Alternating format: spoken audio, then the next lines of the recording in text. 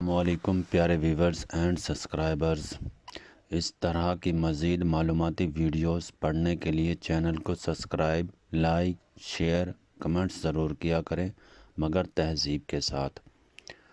آج کا موضوع ہے درندوں کے کھائے زخمی ہونے والے جانوروں کا گوشت حرام قرار دے کر اپنے ماننے والوں کے لیے بیماریوں سے بچاؤ کا ایک اہم منصوبہ پیش کیا ہے۔ حرام جانوروں کی فہرست میں ان کیفیات کو دیکھ کر ہم بہت پہلے یہ احساس جاننا چاہتے تھے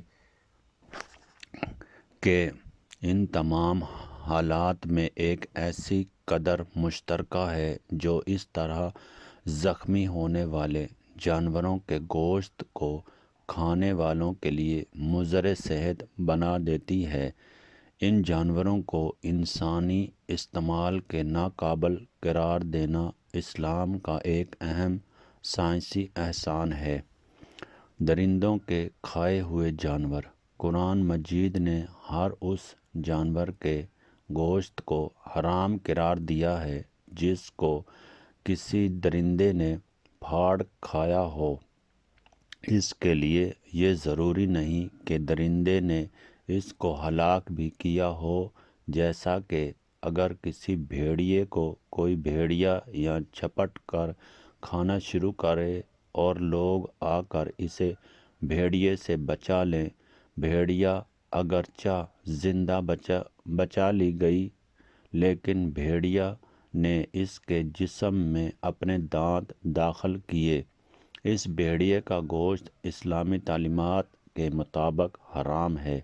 جب کسی زندہ جانور پر کوئی درندہ حملہ آور ہوتا ہے تو درندے کی آمد اور اس کا حملہ جانور کے جسم میں دہشت کے تمام طبی افعال کو عمل میں لے آتا ہے۔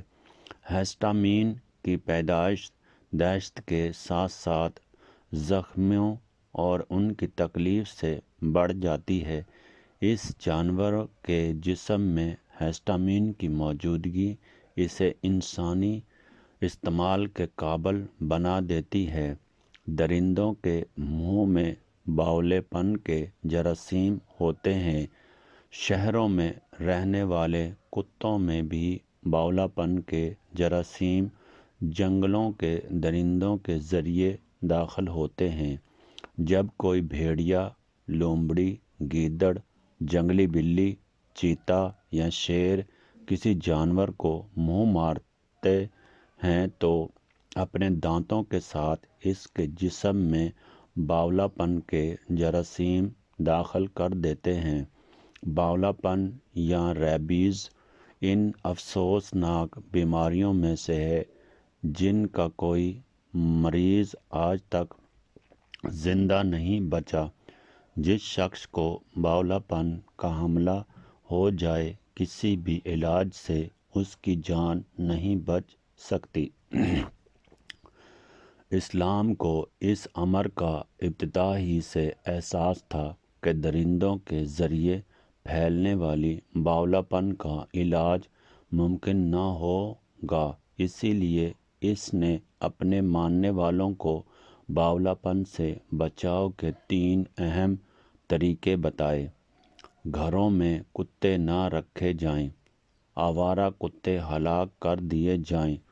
جس برتن میں کتا منہ ڈالے اسے کم از کم 7 مرتبہ دھویا جائے، جن میں سے 1 مرتبہ منی سے ہو، جس میں 1 مرتبہ مٹی سے ہو۔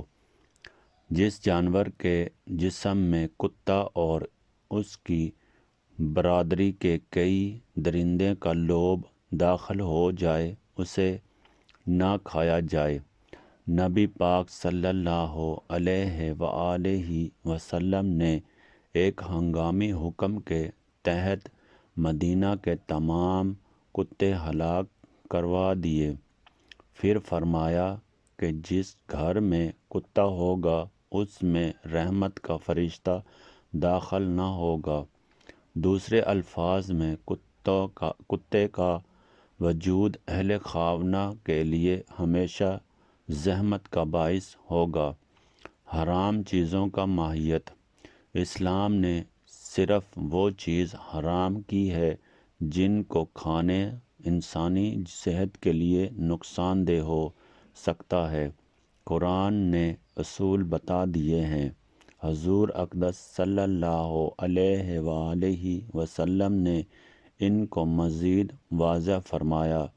جعفریہ کی کتاب تحفۃ العلوم میں حرام چیزوں کی ایک مفید فہرست دی گئی ہے جس سے دوسرے مسالک کو معمولی اختلاف ہے۔ وہ یہ ہے: کتا، سور، بلی، چوہا، گوہا، جونک، گھونسک، کچھوا، شیر، چیتا، گرک، گیندا، ہاتھی، ریچھ، گیدڑ، چرخ، لگڑ، لومڑی، چیل، باز، شاہین، چمگادڑ، بچھو، مینڈک، گھڑیال، مکڑی، چھپکلی، سانپ، کیکڑا، مچھر، مکھی کھانا حرام ہے۔ گندگی کھانے والے تمام جانور حرام ہیں۔ اگر حلال جانور گندگی کھا رہا ہے تب تو ان کا کھانا بھی حرام ہے۔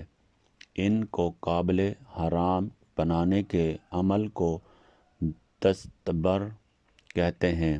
اس کی ترکیب یہ ہے کہ ان جانوروں کو کچھ عرصے کے لیے ایسے حالات میں رکھا جائے کہ وہ صاف چیزیں کھائیں، اور اگر سابقہ خوراک سے ان کو کوئی بیماری لاحق ہوئی ہے تو اس کی علامات ظاہر ہو جائیں۔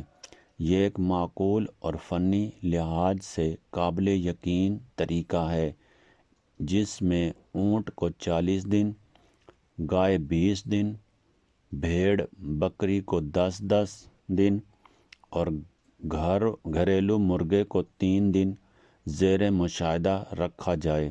اگر جانور یہ عرصہ تندرستی کی حالت میں گزار لے تو اس کا گوشت، اس کا کھانا درست یعنی جائز ہے، ورنہ تلف کر دیا جائے کیونکہ وہ انسانی استعمال کے ناقابل ہو گیا ہے۔ جانوروں کو قابل خوراک بنانے کے لیے یہ ضروری ہے کہ وہ پہلے ہلاک کیے جائیں۔ زندہ جانوروں کے جسم سے گوشت کا کوئی ٹکڑا کاٹنا بے رحمی اور نقصان ہے، کیونکہ ٹکڑا کاٹنے کے بعد زخم سے بہنے والا خون اسے ہلاک کر سکتا ہے۔ خون بند کر لیا جائے تو بعد میں اس زخم کا باقاعدہ علاج ضروری ہے۔ عام حالات میں اس جانور کی صحت درست نہ رہے گی اور اگر وہ مرنے سے بچ گیا تو آئندہ کسی کام کا ہی نہیں، بلکہ شاید اس کا بقایا گوشت بھی بیکار ہو جائے۔ سابقہ آسمانی کتابوں میں اس ضمن میں کوئی واضح ارشاد نہیں ملتا، البتہ اسلام وہ پہلا ضابطہ حیات ہے جس نے گوشت کو انسانی استعمال میں لانے کا آسان اور قابل عمل طریقہ سکھایا۔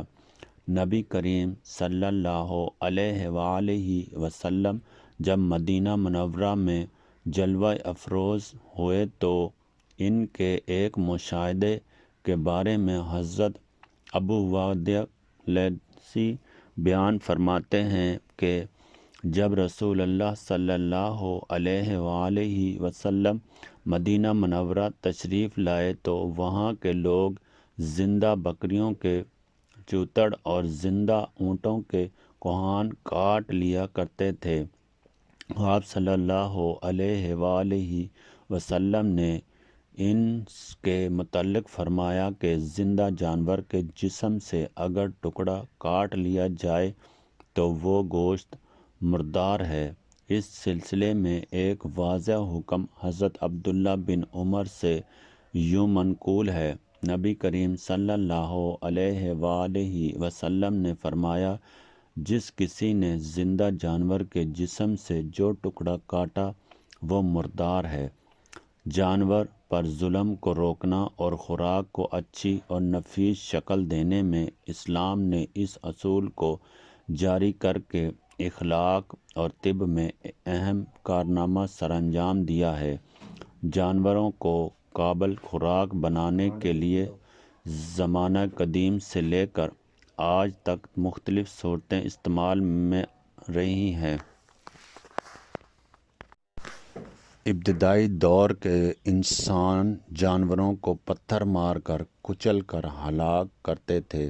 بڑے جانوروں کو ہلاک کرنے کا سلسلہ طویل بھی ہو سکتا تھا اور جانوروں کے لیے تکلیف دہ بھی۔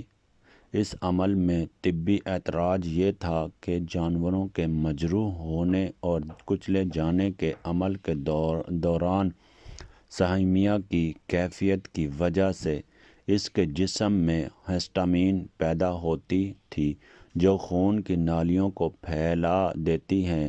ایسے جانوروں کے جسم سے دشت کی وجہ سے پورا خون خارج نہیں ہوتا اور اس کا گوشت بدمزہ اور جلد خراب ہو جاتا ہے۔ زمین پر انسانوں کی آبادی کے ابتدائی ایام ہی میں اللہ تعالیٰ کی طرف سے باقاعدہ ہدایت جاری ہوئی کہ جانوروں کو اس طرح اذیت دے کر ہلاک کرنے کی بجائے باقاعدہ طور پر ذبح کیا جائے۔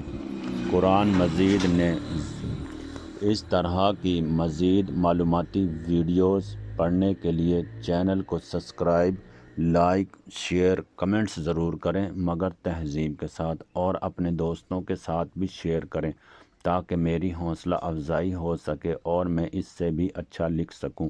اوکے، خدا حافظ۔